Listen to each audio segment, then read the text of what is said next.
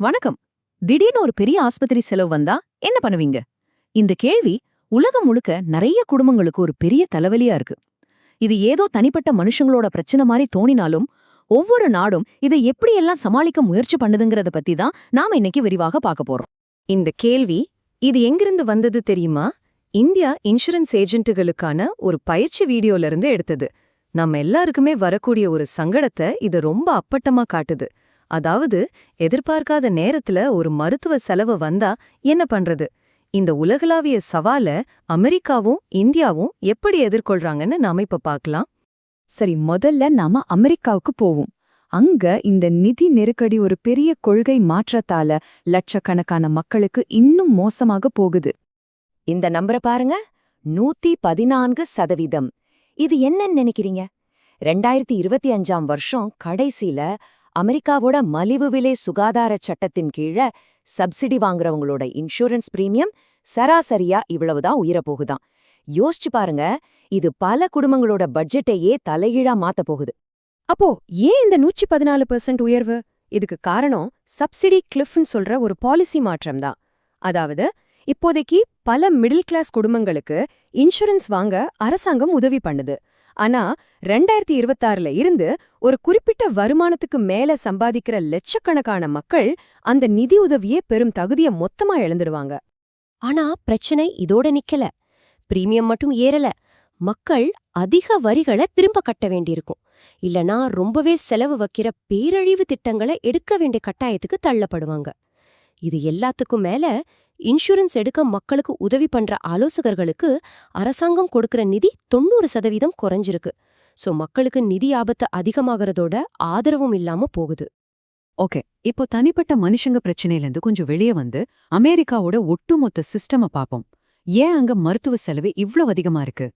இந்த சார்ட்ட பாருங்க, ரொம்ப தெளிவா புரியும். மத்த பெரிய வசதியான நாடுகளோட ஒப்பிடும்போது அமெரிக்கா ஒரு ஆளோட மருத்துவத்துக்காக பல மடங்கு அதிகமா செலவு பண்ணுது. இந்த வித்தியாசம் சின்னதில்ல, ரொம்ப ரொம்ப அதிகம்.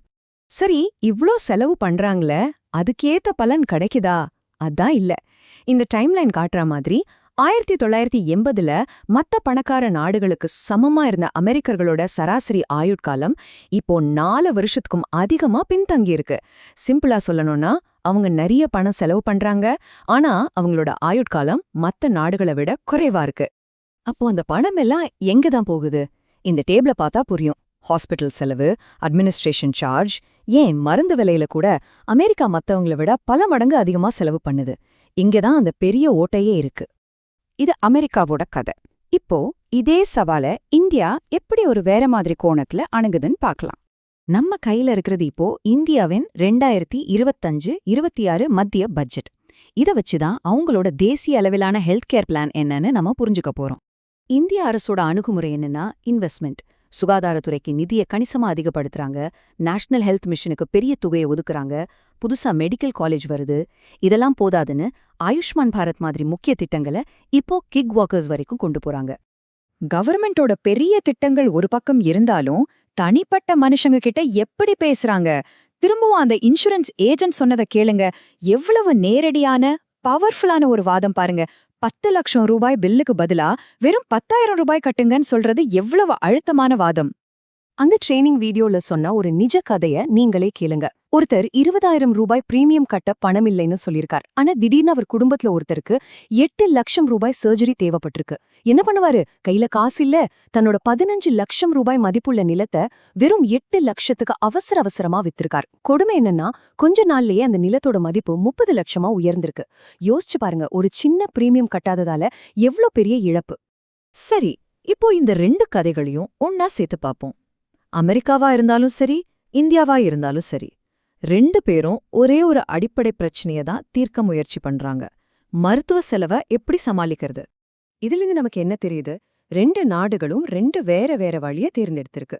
ஒரு பக்கம் அமெரிக்கா பிரைவேட் இன்சூரன்ஸை நம்பி இருக்கு. ஆனா அங்க கவர்மெண்ட் சப்சிடி முடியும் போது மக்கள் ரொம்ப ஆபத்தான நிலைக்கு தள்ளப்படுறாங்க. இன்னொரு பக்கம் இந்தியா கவர்மெண்டே திட்டங்களை விரிவுபடுத்துது. அது மட்டும் இல்லாம தனிப்பட்ட முறையில ரொம்ப எமோஷனலா பேசி மக்களை இன்சூரன்ஸ் எடுக்க வைக்கிறாங்க. உலகம் முழுசும் மருத்துவ செலவுகள் ஏறிட்டே போகுது. இந்த நேரத்துல நாம யோசிக்க வேண்டிய ஒரு முக்கியமான கேள்வி இதுதான். ஆரோக்கியம்ங்கிறது ஒரு ஆடம்பரமா இல்லாம எல்லாருக்கும் கிடைக்கிற உரிமையா இருக்கணும்னா அதுக்கு நாம எப்படிப்பட்ட சிஸ்டம்ஸ உருவாக்கணும்?